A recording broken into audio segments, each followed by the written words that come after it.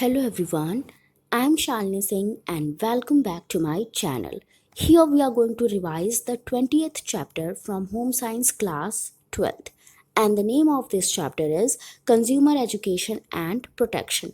तो सबसे पहले हम कुछ टर्म्स को समझेंगे कि कंज्यूमर क्या होता है, कंज्यूमर प्रोडक्ट क्या होता है, ठीक है। जो कुछ टर्म्स होती हैं जो यूज़ होती हैं बेसिकली उनको हम समझेंगे।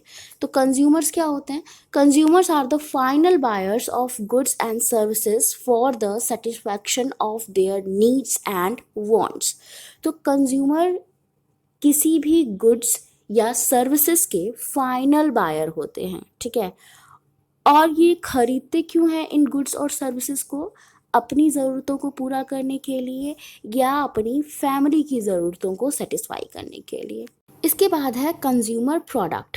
ये क्या होता है? देखो, इस टर्म का मतलब है कि कोई भी गुड, कोई भी आर्टिकल, कोई भी सर्विसेज जब कंज्यूमर के लिए प्रोड्यूस की जाती है या कंज्यूमर के लिए बेची जाती है तो उसको हम कंज्यूमर प्रोडक्ट बोलते हैं, ठीक है। कभी भी कोई भी प्रोड्यूसर या कोई भी डिस्ट्रीब्यूटर किसी भी सर्विस को, किसी भी गुड को बेचता है तो क्यों बेचता है? कंज्यूमर के लिए ही तो बेचता है। तो उन सारी गुड्स सर्विसेज को हम क्या बोलते हैं? कंज्यूमर प्रोडक्ट बोलते हैं, ठीक है।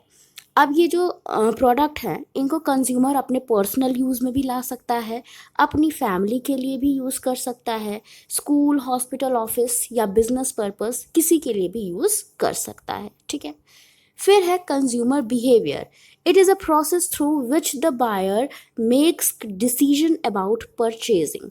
तो ये जो कंज्यूमर बिहेवियर है ना, इसी की वजह से जो कंज्यूमर्स होते हैं या जो बायर्स होते हैं वो खरीदने का डिसीजन लेते हैं, ठीक है। देखो, हम जो भी चीज़ खरीदते हैं उस पे हमारे बिहेवियर का बहुत असर पड़ता है, ठीक है। हमारा जैसा बिहेवियर होता है, हमारा जैसा इंटरेस्ट होता है, उसी हिसाब से हम चीज़ें खरीदते हैं। इसके बाद है consumer forum, a place, organisation where consumers can discuss consumer product, services and their advantages and disadvantages. तो कंज्यूमर फोरम वो जगह होती है जहाँ पे कंज्यूमर्स किसी भी प्रोडक्ट या सर्विस की एडवांटेज और डिसएडवांटेज को डिस्कस करते हैं कि ये सामान है तो इसके क्या लाभ हैं, क्या हानियां हैं, ठीक है। Some forum work as advocacy groups that seek to protect consumers and help them address problems faced vice versa consumer products. कुछ फोरम ऐसे भी होते हैं जो कंज्यूमर्स की हेल्प करते हैं। मान लो कंज्यूमर ने कोई प्रोडक्ट खरीदा लेकिन उस प्रोडक्ट से उसको नुकसान हुआ, तो उनके नुकसान की भरपाई करने के लिए ये जो कंज्यूमर फोरम है ये काम करता है, ठीक है। उनकी प्रॉब्लम्स को सॉल्व करता है, ठीक है। कंज्यूमर की जो भी प्रॉब्लम है किसी भी सामान से रिलेटेड, किसी भी प्रोडक्ट से रिलेटेड, तो उसको कंज्यूमर फोरम सॉल्व करने की कोशिश करता है, ठीक है। उसके बाद है कंज्यूमर फुटफॉल्स। अब ये क्या होता है? इसका ये मतलब होता है कि कोई भी जगह, कोई भी बाज़ार, कोई भी स्टोर या कोई भी मॉल, कहीं भी जितने कंज्यूमर्स आते हैं उसको हम कंज्यूमर फुटफॉल्स बोलते हैं। जैसे मान लो कोई मॉल है, वहाँ पे डेली जितने भी कस्टमर आते हैं ना, कितने कस्टमर आते हैं उस नंबर को हम कस्टमर फुटफॉल्स बोलते हैं, ठीक है। Thus, with increasing consumption in a country, consumer footfalls are higher. तो जिस कंट्री में जितनी ज़्यादा पॉपुलेशन होगी, जितने ज़्यादा खाने पीने वाले लोग होंगे, उतने ज़्यादा वहाँ पे कंज्यूमर फुटफॉल्स होंगे, ठीक है। अब इंडिया की बात करें तो यहाँ पे कंज्यूमर फुटफॉल्स ज़्यादा होगा। यहाँ पे कंज्यूमर मॉल्स में, बाज़ार में ज़्यादा जाएंगे। क्यों जाएंगे? क्योंकि यहाँ पे खाने वाले ज़्यादा हैं, यहाँ कंजम्पशन ज़्यादा है, ठीक है। उसके बाद देखो, अब यहाँ से क्वेश्चन कैसे पूछ सकता है? तुम्हारी बुक के जो एक्सरसाइज है वहाँ पे देखो ऐसे क्वेश्चन दिए गए हैं कि ये जो टर्म्स हैं इनको 2-3 लाइन में क्या करो, एक्सप्लेन करो, ठीक है। तो तुम्हारे एग्जाम में भी पूछा जा सकता है कि कंज्यूमर किसको बोलते हैं, कंज्यूमर राइट्स क्या होते हैं, कंज्यूमर रिस्पॉन्सिबिलिटीज़ क्या होती हैं, ठीक है, कंज्यूमर प्रॉब्लम्स क्या होती है, कंज्यूमर प्रोटेक्शन एक्ट क्या होता है। तो इस तरह से हम आगे समझेंगे इन सारी टर्म्स को। तो कंज्यूमर्स तो आप समझ ही गए होंगे कि क्या होता है, बाकी टर्म्स अभी हम थोड़ी देर में समझेंगे। तो इसके बाद है consumers expectations while purchasing goods. जब भी एज अ कंज्यूमर आप कोई सामान खरीदने जाते हो, तो आपकी क्या एक्सपेक्टेशंस होती हैं, आप क्या उम्मीद करते हो कि आपका सामान कैसा हो, जो आपको सामान दे रहा है दुकानदार वो कैसा हो, ठीक है। तो यहाँ पे कंज्यूमर्स की एक्सपेक्टेशंस को बताया गया है, जब भी वो सामान खरीदते हैं तो उनकी क्या एक्सपेक्टेशंस होती हैं। तो सबसे पहला है एप्रोप्रिएट इंफॉर्मेशन, ठीक है। हर कंज्यूमर चाहता है कि जो भी सामान या जो भी सर्विस वो लेने जा रहा है उससे रिलेटेड सारी इंफॉर्मेशन उसको मिले। उसके बाद है जेन्युइन गुड आर्टिकल सर्विसेज। जो सामान वो खरीद रहा है वो जेन्युइन हो, वो असली हो, ठीक है। क्वालिटी प्रोडक्ट, प्रोडक्ट की क्वालिटी कैसी हो, अच्छी हो, ठीक है। एक क्वालिटी प्रोडक्ट उसको मिले, हर कंज्यूमर ये चाहता है, ठीक है। प्योरिटी ऑफ प्रोडक्ट, प्रोडक्ट की प्योरिटी हो, प्रोडक्ट में प्योरिटी होनी चाहिए, प्रोडक्ट प्योर होना चाहिए, किसी भी तरह की उसमें मिलावट नहीं होनी चाहिए। इसके बाद है ethics in sales and promotion. जो भी चीज़ बेची जा रही है या जो भी सर्विस का प्रमोशन किया जा रहा है वो अच्छे से की जाए, उसमें किसी भी प्रकार की गलत चीज़ें न बताई जाए, ठीक है, किसी भी तरह की धोखाधड़ी न हो, ऐसा कंज्यूमर चाहता है, ठीक है। करेक्ट वेट एंड मेजर्स, जो भी प्रोडक्ट है उसका वेट सही हो, उसकी मेजरमेंट सही हो, ठीक है। रीजनेबल प्राइस पे कंज्यूमर चाहता है कि उसको सामान मिले। तो ये कुछ एक्सपेक्टेशंस हैं जो कंज्यूमर की होती हैं, ठीक है। हर कंज्यूमर ये चीज़ें एक्सपेक्ट करता है जब वो खरीदने जाता है। तो अब देखो प्रॉब्लम्स क्या आती हैं कंज्यूमर को, जब भी कंज्यूमर दुकान पे जाता है किसी भी प्रोडक्ट या सर्विस को खरीदने, तो क्या प्रॉब्लम्स उसको फेस करनी पड़ती हैं। तो सबसे पहला है सब स्टैंडर्ड पुअर क्वालिटी गुड्स। तो कभी कभी क्या होता है कंज्यूमर को ख़राब क्वालिटी का सामान मिल जाता है। एडल्ट्रेशन, एडल्ट्रेशन का मतलब होता है मिलावट। अक्सर होता है कि उन्हें मिलावट वाली चीज़ें मिल जाती हैं। आप पढ़ोगे कि कैसे मिलावट होती है, कैसे दाल में दूसरी दाल मिला दी जाती है, ब्लैक पेपर में पपीते के बीज मिला दिए जाते हैं, हल्दी में भी मिलावट होती है। तो हर प्रोडक्ट में मिलावट आपको देखने को मिल जाती है। तो ये प्रॉब्लम्स भी कंज्यूमर फेस करते हैं। हाई प्राइसेस, कंज्यूमर को हाई प्राइसेस की भी प्रॉब्लम झेलनी पड़ती हैं। कभी कभी कंज्यूमर को किसी भी प्रोडक्ट का बहुत ज़्यादा पैसा पे करना पड़ जाता है। उसके बाद है लेक ऑफ कंज्यूमर इंफॉर्मेशन। कभी कभी होता क्या है कि कंज्यूमर को पूरी इंफॉर्मेशन प्रोडक्ट या सर्विस के बारे में नहीं होती है, और इसका फ़ायदा तुम्हारे प्रोड्यूसर उठाते हैं या सेलर उठाते हैं, ठीक है, दुकानदार इसका फ़ायदा उठाते हैं। उसके बाद है इनएडिक्वेट और erroneous information given by manufacturer. कभी कभी जो मैन्युफैक्चरर होते हैं या सेलर होते हैं वो क्या करते हैं, गलत इंफॉर्मेशन दे देते हैं कंज्यूमर को, ठीक है। उसके बाद है इनकरेक्ट वेट्स एंड मेजरमेंट्स। कभी कभी जो वेइंग मशीन होती है वो ही क्या हो जाती है, गलत हो जाती है, जिसकी वजह से कंज्यूमर को नुकसान हो सकता है, ठीक है। कभी कभी जो दुकानदार होते हैं वो गलत मेजरमेंट कर देते हैं, जिसकी वजह से भी कंज्यूमर को नुकसान होता है। डुप्लीकेट इमिटेशन प्रोडक्ट, कभी कभी प्रोडक्ट एक प्रोडक्ट के मतलब असली प्रोडक्ट के डुप्लीकेट प्रोडक्ट बेचे जाते हैं, और वो इतने ज़्यादा सेम होते हैं कि कंज्यूमर नहीं समझ पाता कि कौन सा प्रोडक्ट असली है और कौन सा प्रोडक्ट नकली है, ठीक है। Sales promotion schemes to entice the consumer, consumer को अट्रैक्ट करने के लिए क्या की जाती हैं, सेल्स लगा दी जाती है, चीज़ों का प्रमोशन किया जाता है। देखते हो ना, एडवर्टाइजमेंट आती है टेलीविज़न पे, रेडियो पे या न्यूज़पेपर में, जिससे क्या होता है कंज्यूमर को अट्रैक्ट किया जाता है कि वो आए और गुड्स और सर्विसेज को खरीदे। और इससे क्या होता है, हम कई बार अट्रैक्ट होके चले भी जाते हैं और हमें प्रॉब्लम फेस करनी पड़ती है, हमें नुकसान झेलना पड़ता है, ठीक है। तो ये कुछ प्रॉब्लम्स है जो कि कंज्यूमर फेस करता है। इसके बाद नेक्स्ट है Consumer education and protection. Consumer education and protection are tools which empower and equip consumers to protect themselves from adverse market forces.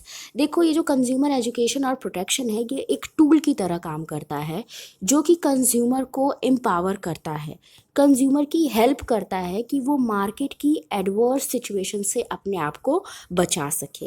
In addition they help the consumer understand legislation and policy matters which would help them to make right choices.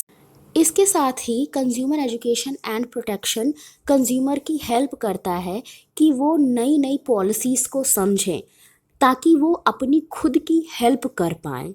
The Government of India has accepted and established 6 consumer rights under the Consumer Protection Act 1986. अब देखो यहाँ से तुमसे question पूछा जा सकता है कि कंज्यूमर प्रोटेक्शन एक्ट कब आया था, कब इंट्रोड्यूस किया गया था. तो 1986 में ये आया था और इसके अंदर 6 राइट्स हैं जो कि कंज्यूमर्स को दिए गए हैं गवर्नमेंट ऑफ इंडिया द्वारा. अब ये 6 राइट्स में जो 4 राइट्स हैं वो तो हैं बेसिक राइट्स. तो बेसिक राइट्स कौन कौन से हैं? Right to safety, right to be informed, right to choose and right to be heard. और जो 2 एडिशनल राइट्स हैं वो हैं right to redressal and right to education. Redressal का मतलब है कि उनको जो भी उनकी प्रॉब्लम है उनको सॉल्व किया जाए, ठीक है. और राइट टू एजुकेशन समझ ही रहे हो कि कंज्यूमर को सिखाया जाए, उनको एजुकेट किया जाए, उनको पॉलिसीज समझाई जाए, ठीक है. तो अब इन राइट्स को हम अच्छे से समझेंगे कि हर राइट में क्या क्या चीज़ें गवर्नमेंट ने बताई है. तो सबसे पहला है right to safety. This right specifies that the consumer has the right to be protected against product processes and services which are hazardous to health or life. इसमें कंज्यूमर को ये राइट दिया गया है कि वो अपने आप को बचा सकते हैं उन प्रोडक्ट से या सर्विसेज से जो उनके लिए हानिकारक हैं, जिनसे उनकी हेल्थ या लाइफ पे बुरा असर पड़ सकता है. सेकेंड है right to be informed. This means the right to be informed about the quality, quantity, potency, purity, standard and price of goods and services so as to protect the consumers against unfair trade practices. तो यहाँ पे ये जो right to informed है इसका मतलब है कि कंज्यूमर को ये राइट है कि उनको सूचना दी जाए कि प्रोडक्ट की क्वालिटी कैसी है, उसकी क्वांटिटी क्या है, प्रोडक्ट कितना प्योर है, प्रोडक्ट का प्राइस क्या है, ठीक है. तो प्रोडक्ट के बारे में कंज्यूमर इंफॉर्मेशन ले सकता है, ठीक है. ये उसका राइट है ताकि वो अपने आप को बचा सके, ठीक है. फिर है राइट टू चूज़. हर कंज्यूमर को ये अधिकार है कि वो डिफरेंट क्वालिटी के, डिफरेंट क्वांटिटी के प्रोडक्ट्स में से चूज़ कर सकता है. वो प्राइस के बेसिस पे भी चूज़ कर सकता है, साइज़ और डिज़ाइन के बेसिस पे भी चूज़ कर सकता है, ठीक है. और तुमको पता है कि जो मार्केट होता है वहाँ पे बहुत ज़्यादा कंपटीशन होता है. आप 2 दुकानों पे जाओगे तो आपको प्राइस में, क्वालिटी में थोड़ा मोड़ा डिफरेंस देखने को मिल जाता है. तो यहाँ पे कंज्यूमर को राइट है कि वो अपने हिसाब से चूज़ कर सकता है कि उसको किस दुकान पे कौन सा प्रोडक्ट खरीदना है, ठीक है. फिर है राइट टू बी हर्ड. अगर कंज्यूमर को कोई प्रॉब्लम है तो वो सुना जाए, उसकी प्रॉब्लम को सुना जाए, ये राइट है कंज्यूमर के पास, ठीक है. इसके लिए कई सारे कंज्यूमर फोरम्स भी बनाए गए हैं. नेक्स्ट है right to seek redressal. Every consumer has the right to seek redressal against unfair trade practices and unscrupulous exploitation. तो हर कंज्यूमर को ये राइट है कि उसकी प्रॉब्लम को सॉल्व किया जाए, उसकी जो भी शिकायत है उसको सॉल्व किया जाए. It involves the right to receive compensations for faulty goods and services. और यहाँ पे कंज्यूमर को ये राइट है कि उसको कंपनसेशन मिले. अगर ख़राब प्रोडक्ट उसको मिला है, उसको कोई ख़राब सर्विस मिली है, तो जो भी सेलर है या जो भी मैन्युफैक्चरर है वो क्या करता है, कंज्यूमर को कंपनसेशन देता है, कंज्यूमर को कुछ पैसे देता है, ठीक है. और ये कंज्यूमर का राइट है कि उसको कंपनसेशन मिलना चाहिए. लास्ट है right to consumer education. The right implies that the consumer should be educated enough to be able to solve the problem himself। इसमें यही बताया गया है कि हर कंज्यूमर को ये राइट है कि उसको एजुकेट किया जाए, उसको एजुकेशन मिले ताकि वो अपनी खुद की रक्षा कर सके। ठीक है, तो ये कुछ 6 राइट्स है जो कि हर कंज्यूमर को मिले हैं। ठीक है, उसके बाद है स्टैंडर्डाइजेशन मार्क्स। ये क्या होते हैं? ये वो मार्क्स होते हैं जिनके थ्रू कोई भी कंज्यूमर समझ पाता है कि जो प्रोडक्ट है वो अच्छी क्वालिटी का है या नहीं है। जब भी हम ये स्टैंडर्डाइजेशन मार्क्स देखते हैं ना, तो हमें एक संतुष्टि हो जाती है कि भैया चलो जो प्रोडक्ट हम खरीद रहे हैं वो सही है, वो प्योर है। ठीक है, Another mechanism of consumer protection is through standardisation marks. तो कंज्यूमर को प्रोटेक्ट करने का ये एक तरीका है। स्टैंडर्डाइजेशन मार्क के थ्रू भी हम कंज्यूमर को प्रोटेक्ट कर सकते हैं। Consumers must purchase products with standardisation mark to ensure the quality purity of the product. तो हर कंज्यूमर को वो चाहिए कि वो क्या करे, स्टैंडर्डाइजेशन मार्क्स को देख के ही प्रोडक्ट खरीदे ताकि प्रोडक्ट की क्वालिटी अच्छी रहे। It is important for the consumer to know about different standard marks and the products cover under them. तो हर कंज्यूमर को ये जानना चाहिए कि स्टैंडर्ड मार्क कौन कौन से होते हैं और कौन कौन से प्रोडक्ट उन स्टैंडर्ड मार्क के अंदर कवर किए जाते हैं। तो यहाँ पे कुछ स्टैंडर्ड मार्क्स के बारे में बताया गया है। सबसे पहला है ISI mark. This is the certification mark of bureau of Indian standards BIS, earlier called the Indian standard institution. तो ये जो ISI मार्क है ये किसके द्वारा दिया जाता है? ब्यूरो ऑफ इंडियन स्टैंडर्ड के द्वारा दिया जाता है। ठीक है, इसको पहले ये जो ब्यूरो ऑफ इंडियन स्टैंडर्ड है इसको पहले इंडियन स्टैंडर्ड इंस्टीट्यूशन भी बोला जाता था। Under this scheme licence are issued to manufacturer whose good meet the relevant standard. तो इसके अंदर क्या किया जाता है, जो ये मार्क्स दिए जाते हैं ना वो उन मैन्युफैक्चरर्स को दिए जाते हैं जिनकी गुड्स और सर्विसेज रेलिवेंट होते हैं। देखो ऐसे ही ISI मार्क नहीं मिल जाता। जो स्टैंडर्ड मार्क्स होते हैं ना उनको देने से पहले मैन्युफैक्चरर के प्रोडक्ट की जांच की जाती है कि जो भी प्रोडक्ट बनाया गया है मैन्युफैक्चरर द्वारा वो सही है या नहीं, उसकी क्वालिटी अच्छी है या नहीं। अगर क्वालिटी अच्छी होती है तभी उन प्रोडक्ट्स को ISI मार्क मिलता है। Indian standards cover food items such as vegetables, fruits and meat products, spices and condiments, processed foods, cereal and soya product, candies and beverages, etc. तो ये सारी चीज़ें ISI के अंदर इंक्लूड की जाती हैं, जितने भी खाने पीने वाले सामान होते हैं। इसके अलावा electrical goods, soaps, detergent, paint, paper, इनको भी ISI मार्क दिया जाता है। इसके बाद है egg mark and fruit product order.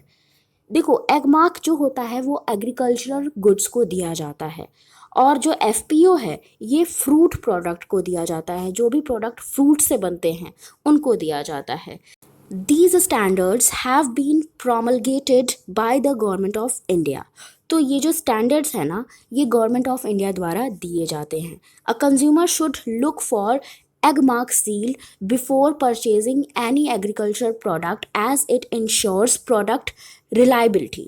देखो जब भी हम कोई एग्रीकल्चरल प्रोडक्ट खरीदते हैं तो हमें वहाँ पे एग मार्क सील देखनी चाहिए। ठीक है, क्योंकि यही सील जो होती है ना वो प्रोडक्ट की रिलायबिलिटी को बताती है कि प्रोडक्ट अच्छा है या नहीं अच्छा है, उसकी क्वालिटी अच्छी है या नहीं। ठीक है, अगर एग मार्क सील है तो प्रोडक्ट की क्वालिटी अच्छी है। ये जो FPO है ना ये फ्रूट्स और वेजिटेबल से बने प्रोडक्ट को दिया जाता है। इसके बाद है उल मार्क। नाम से ही समझ में आ रहा है कि ये जो मार्क है ये वुलन गारमेंट्स या वुल को दिया जाता है और ये एक इंटरनेशनल मार्क है। It indicates that the wool is pure and the marked garment is not made of other fibres but only pure wool. तो इससे ये समझ में आता है कि जो भी गारमेंट है या जो भी वुल है वो क्या है, प्योर है। और गारमेंट जब बना है तो उसको उसके अंदर कोई दूसरे फाइबर मिक्स नहीं किए गए, मतलब ये प्योर वुलन गारमेंट है। ठीक है। फिर उसके बाद है सिल्क मार्क। ये किसको दिया जाता है? सिल्क से बने प्रोडक्ट को दिया जाता है, ठीक है। और ये भी इंश्योर करता है कि जो भी गारमेंट बना है, जो भी फैब्रिक बना है, वो 100% नेचुरल सिल्क से बना है, ठीक है। उसके बाद है hallmark. It indicates that the precious metals such as platinum, silver, and gold articles have been evaluated and tested at an official assaying and hallmark center, and they have certified that the metal used conforms to the national and international standards of fineness purity. तो hallmark किसको दिया जाता है? ये precious जो metals होते हैं, जैसे सोना, चांदी, प्लेटिनम हो गया, इनको दिया जाता है, इनसे बने प्रोडक्ट्स को दिया जाता है। और ये भी इनकी क्वालिटी को इंश्योर करता है कि जो भी सोने चांदी से प्रोडक्ट बने हैं, जो भी ज्वेलरी बनी है, उसमें कोई मिलावट नहीं है, वो प्योर है, ठीक है। तो ये जो हॉलमार्क होता है, ये क्या करता है? ये ज्वेलरी की क्वालिटी को इंश्योर करता है कि प्लेटिनम, गोल्ड, सिल्वर, इन सब से जो भी ज्वेलरी बनी है वो एकदम प्योर है, उसमें किसी भी तरह की मिलावट नहीं है, ठीक है। अब इसके बाद है non governmental organisation, voluntary consumer organisation. कुछ ऐसी ऑर्गेनाइजेशन हैं जो कि कंज्यूमर के लिए काम करती हैं, कुछ ऐसे एनजीओज हैं जो कि कंज्यूमर के लिए काम करते हैं। वो कौन कौन से हैं?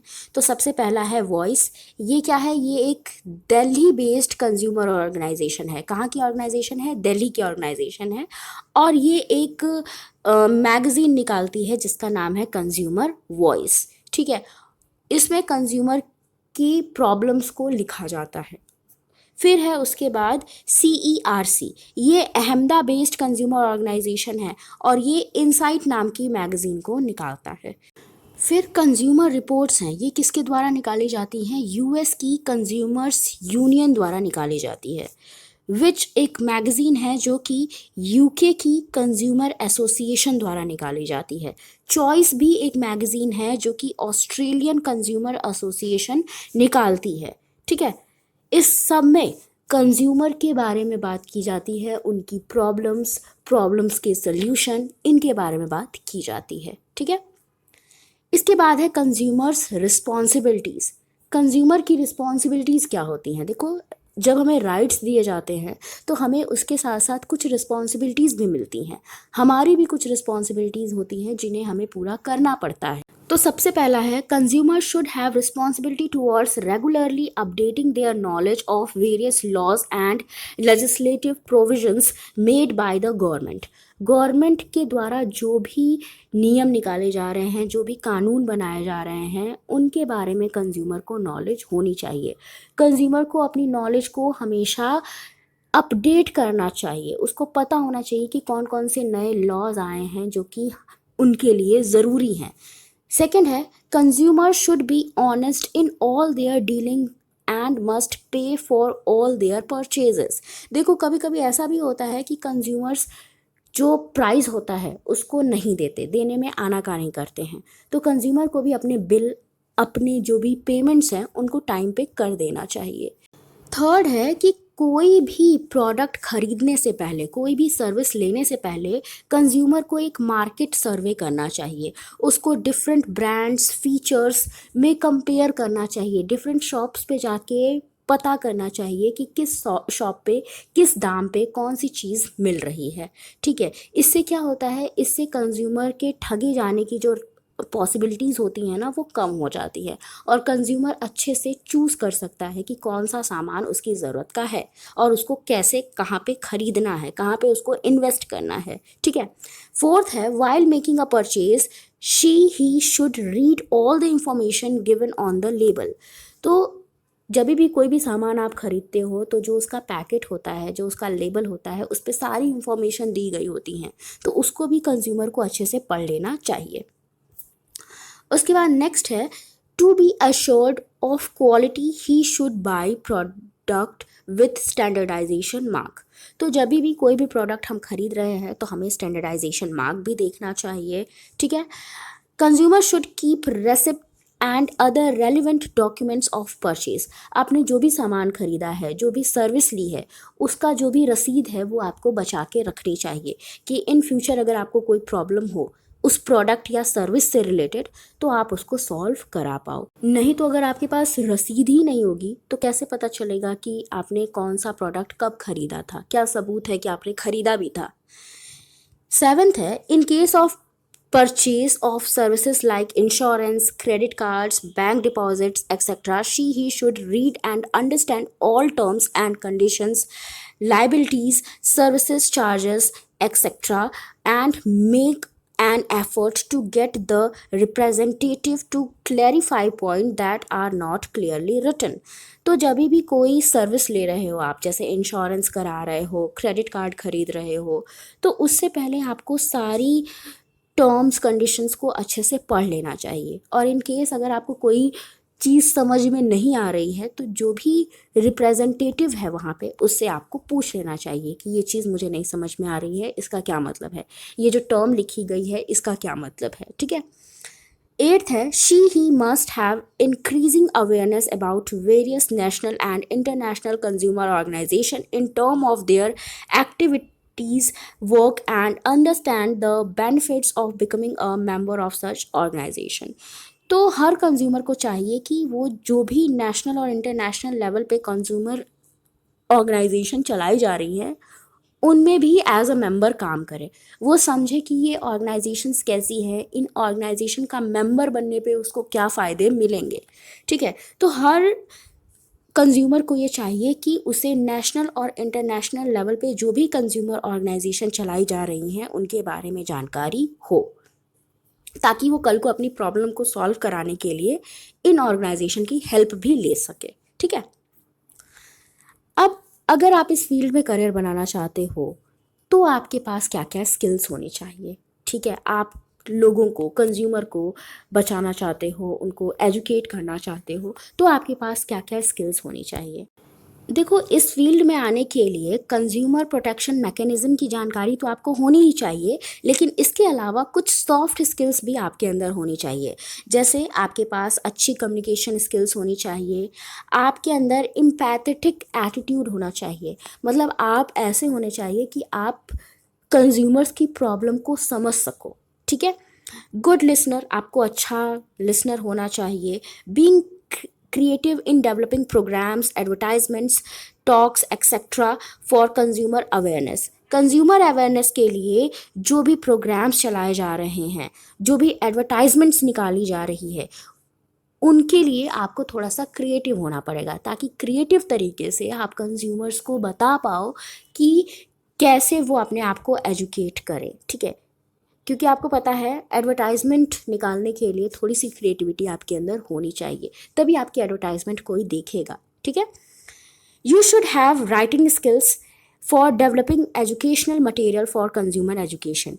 कंज्यूमर एजुकेशन के लिए जो भी एजुकेशनल मटेरियल निकाले जाते हैं उनके लिए आपके पास राइटिंग स्किल्स होनी चाहिए, तभी तो आप लिख पाओगे, कोई रिपोर्ट बना पाओगे, कोई आर्टिकल लिख पाओगे। ठीक है।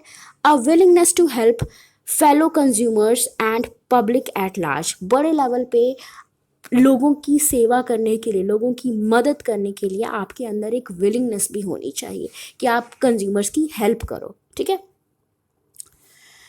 उसके बाद ये है कि आपके पास क्या क्या एजुकेशनल क्वालिफिकेशन होनी चाहिए। देखो, स्किल्स हमने पढ़ ली कि आपके अंदर क्या क्या स्किल्स होनी चाहिए, इसके साथ आपको कुछ डिग्री, डिप्लोमा की भी ज़रूरत होती है। तो वो क्या होती है, कौन कौन सी एजुकेशनल क्वालिफिकेशन आपके पास होनी चाहिए। देखो, आपने होम साइंस से बीएससी या बीए किया होना चाहिए, या फिर फैमिली रिसोर्स मैनेजमेंट में आपने बीएससी बीए किया होना चाहिए, आपके पास डिग्री होनी चाहिए। या होम मैनेजमेंट में भी आप ग्रेजुएट हो सकते हो, आपने ग्रेजुएशन किया हो होम मैनेजमेंट में, कोई भी डिग्री ले सकते हो, बीएससी भी कर सकते हो, बीए भी कर सकते हो, बीबीए भी आप कर सकते हो, बीबीएस यानी कि बैचलर ऑफ बिजनेस स्टडीज़ में भी आप डिग्री ले सकते हो। ठीक है। इसके अलावा और भी बहुत सारे सब्जेक्ट्स हैं जिनके बारे में आप पढ़ सकते हो, जैसे consumer studies, consumer education, consumer behaviour. ठीक है। उसके बाद है स्कोप। अगर आप इस फील्ड में पढ़ाई कर लेते हो, आपके पास नॉलेज आ जाती है, आपके पास स्किल्स आ जाती हैं, तो आपके लिए क्या क्या स्कोप्स होंगे। तो सबसे पहला तो ये कि आप किसी भी गवर्नमेंट ऑर्गेनाइजेशन में काम कर सकते हो जो कि कंज्यूमर के लिए काम करती है। जैसे BIS यानी कि ब्यूरो ऑफ इंडियन स्टैंडर्ड में आप काम कर सकते हो, ठीक है। जो भी मार्केटिंग इंस्पेक्शन वाली ऑर्गेनाइजेशंस हैं, गवर्नमेंट ऑर्गेनाइजेशंस हैं, वहाँ पे आप काम कर सकते हो। मिनिस्ट्री ऑफ कंज्यूमर अफेयर्स में भी आप काम कर सकते हो, ठीक है। तो वहाँ पे भी आप देखो, हर तरह की पोजीशन होती है वहाँ पे टेक्निकल पोजीशन से लेके मैनेजरियल पोजीशन तक होता है, आप मैनेजर भी बन सकते हो वहाँ पे, ठीक है। सेकेंड है work in voluntary consumer organisation, जो भी NGOs चलाए जा रहे हैं कंज्यूमर को अवेयर करने के लिए, कंज्यूमर को एजुकेट करने के लिए, एम्पावर करने के लिए, उन NGOs में भी आप काम कर सकते हो, ठीक है। कभी कभी कुछ ऐसी भी ऑर्गेनाइजेशंस होती हैं जो प्रोडक्ट की टेस्टिंग करती हैं कि प्रोडक्ट सही है या नहीं है, उसकी क्वालिटी को इंश्योर करती हैं, उन ऑर्गेनाइजेशन में भी आप काम कर सकते हो, ठीक है। थर्ड है work in consumer division of corporate houses which deal with the consumer complaints and consumer suggestion. तो आप उन कॉर्पोरेट हाउसेस में भी काम कर सकते हो जो कि कंज्यूमर की कंप्लेंट्स पे काम करते हैं। कंज्यूमर की अगर कोई शिकायत है तो उन पे काम करते हैं, कंज्यूमर को सजेशन देने का काम करते हैं, ठीक है। तो आप कंज्यूमर को फैसिलिटेट भी कर सकते हो, उनकी प्रॉब्लम्स को पर्सनल बेसिस पे सुन सकते हो, सॉल्व कर सकते हो। और बहुत सारी ऑर्गेनाइजेशन इस फील्ड में काम कर रही हैं, उन ऑर्गेनाइजेशन के साथ भी आप काम कर सकते हो, ठीक है। Work with market research organisation in area of consumer behaviour, product reach, consumer acceptance of new products, consumer feedback and suggestion.